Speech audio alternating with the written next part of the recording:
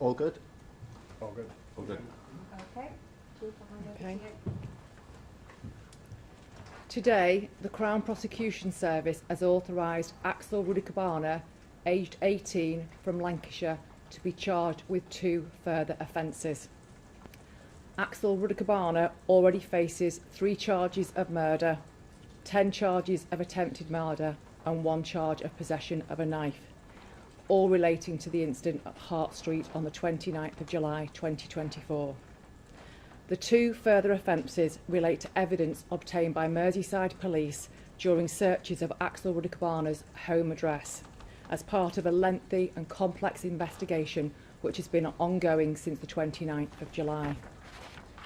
The additional charges are the production of a biological toxin, namely ricin, contrary to Section 1 of the Biological Weapons Act 1974, and possession of information, namely a PDF file entitled Military Studies in the Jihad Against the Tyrants, the Al-Qaeda Training Manual, likely to be useful to a person committing or preparing to commit an act of terrorism, contrary to Section 58 of the Terrorism Act 2000.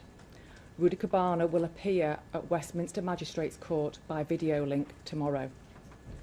Following announcement of further charges, today I want to reassure the communities of Southport and the communities of Merseyside that we are committed to getting justice for the families of Bibi, Elsie and Alice, the 10 victims who were injured at Hart Street and the other 16 people who were present on that day. We are also committed to being open and transparent with our communities.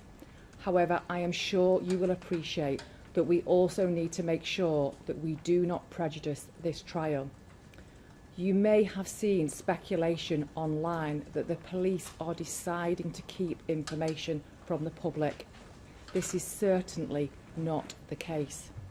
We have been given extensive guidance by the Crown Prosecution Service in relation to what we can say publicly to ensure the integrity of the court proceedings are protected, and therefore we are restricted in what we can share with you now the proceedings are live. Following the events of Monday the 29th of July, searches of Axel Rudikabana's home address resulted in an unknown substance being found. Testing confirmed the substance as ricin. We have worked extensively with partners to establish that there was a low to very low risk to the public, and I want to make that reassurance clear today. I can also tell you that there was no ricin present at Hart Street. When ricin was discovered, all necessary steps were taken so that we could be sure that no one was at risk. This was a multi-agency response. Expert advice and guidance was received and adhered to throughout the investigation. In the days following, Merseyside Police worked extensively with our partners, including Merseyside Fire and Rescue Service, North West Ambulance Service, Sefton Council, West Lancashire Borough Council, Counter-Terrorism Policing North West, Counter-Terrorism Policing Headquarters, the UK Health Security Agency, the Crown Prosecution Service, NHS England, the National CBRN Centre, the Defence Science and Technology Laboratory and the Ministry of Defence to identify if there was any risk to victims, local communities and specialist professionals in attendance at Hart Street and Old School Close. At this point, it's particularly appropriate to recognise the support that we've had from our colleagues in the emergency services, local authorities and counter-terrorism policing. That support has included forensic experts and digital investigators, and that support has been in place since the initial stages of the investigation and continues. I want to reassure our communities that we will continue to work in partnership with all of our partners, and we are absolutely committed to keeping our communities safe. At this time, counter-terrorism policing has not declared the events of the 29th of July a terrorist incident. I recognise that these new charges may lead to speculation. The matter for which Axel Rudikabana has been charged under the Terrorism Act does not require motive to be established. For a matter to be declared as a terrorist incident, motivation would need to be established. I would strongly advise anyone against speculating as to the motivation in this case. The criminal proceedings against Axel Rudikabana are live, and he has a right to a fair trial.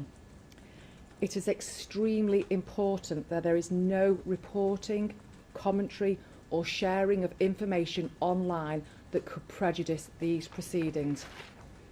I want to remind everyone that the trial is scheduled for January next year. Since the 29th of July, my officers and staff have been working diligently in conjunction with colleagues from counter-terrorism, and they are continuing to assess evidential material which we have recovered to ensure all the evidence is available to the Crown Prosecution Service, and the details of the case will come out in court. My plea is to be patient. Don't engage in rumour and speculation. Don't believe everything you read on social media. We must not lose sight of the families of Elsie, Bibi and Alice who are still grieving, and the families and those victims who were present at Hart Street on the 29th of July. We need to do the right thing to ensure that the justice process is not prejudiced. Thank you. Good afternoon. My name is Professor Tim Atkins, and I'm a Senior Scientific Advisor for the Defence Science and Technology Laboratory, DSTL. DSTL is part of the Ministry of Defence, dedicated to delivering high-impact science and technology for both UK defence and homeland security. Our role is extremely wide-ranging, providing vital scientific support not just to the armed forces, but also to the police and various other agencies in the event of a chemical or biological incident. That level of support ranges from deployed scientists attending incidents to analytical and testing support based at our laboratories at Portondown in Wiltshire. Before going any further, and on behalf of everybody at DSTL, I'd like to express our deepest condolences to the families who've lost precious loved ones and to everyone suffering the consequences of this tragic incident. DSTL's role is to identify hazardous and deadly substances and to provide scientific advice and expertise. Firstly, so the police and law enforcement agencies can deliver justice, and secondly, to enable public health authorities to keep people safe, a role which is hugely important to everybody at DSTL. As a strategic national asset, we are unique in the United Kingdom, a sovereign capability that delivers sensitive science directly supporting protection of the public. Within DSTL is the chemical and biological response capability. This world-leading capability works routinely and directly with emergency response services, including the police, during an incident to ensure responders can identify and understand the dangers associated with highly hazardous chemicals and biological substances. From the outset, the full spectrum of DSTL's capabilities has been provided to Merseyside Police. This included scientific advisors, myself included, and supporting staff providing advice on the ground and at the Joint Command Group in Liverpool. It also included unrestricted access to our analysis laboratories at Portondown, where a team of scientists undertook detailed examination of the items from this incident to identify the presence of the toxin ricin. At all stages of the incident, DSTL have worked closely with Merseyside Police with the priority that people were kept safe and to allow the police to respond and investigate as quickly as possible. Finally, I'd like to thank the DSTL scientists for their tireless work in supporting Merseyside Police during this tragic incident, and for their dedication to ensuring public and responder safety throughout the United Kingdom. Thank you. Good afternoon. I'm Dr. Renu Bindra. I'm a Senior Medical Advisor at the UK Health Security Agency. And my role includes working with partners from multiple agencies, including the police and the NHS, to assess the risk to the public's health from a wide range of threats and to provide specialist advice.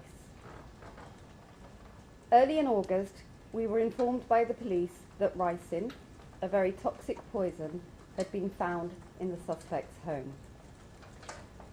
Following this, our agency's experts in health protection and in chemicals, poisons and toxicology immediately undertook a thorough public health risk assessment. This was based on the available evidence and information we received from the police, from DSTL and from the NHS. This information confirmed that there was no evidence that any victims, responders or members of the public were exposed to ricin, either as part of the incident or afterwards. Our detailed initial risk assessment judged that the risk to the community and to the wider public was low. As always, when responding to possible health threats, we keep our public health risk assessments under close review. As the police investigation developed, our ongoing assessment was that the risk to the public had reduced even further. I appreciate that this information may be concerning. However, I would like to emphasise that there has been no evidence of ricin poisoning in anyone involved in or connected to this incident.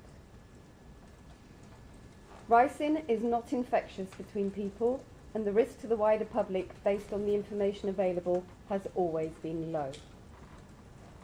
Most people who have ricin poisoning will develop symptoms within 24 hours, with some symptoms starting even earlier. It is very unlikely that symptoms will start after more than 3 days. Finally, I would like to offer my heartfelt condolences to all those affected by the incident. And our thoughts remain with the families, the local community, and all those who supported the response. Thank you. That's the end of the board publication briefing, so if I can ask everybody to turn off their recording devices and cameras, please, and we'll get ready for the next publication. Thank you.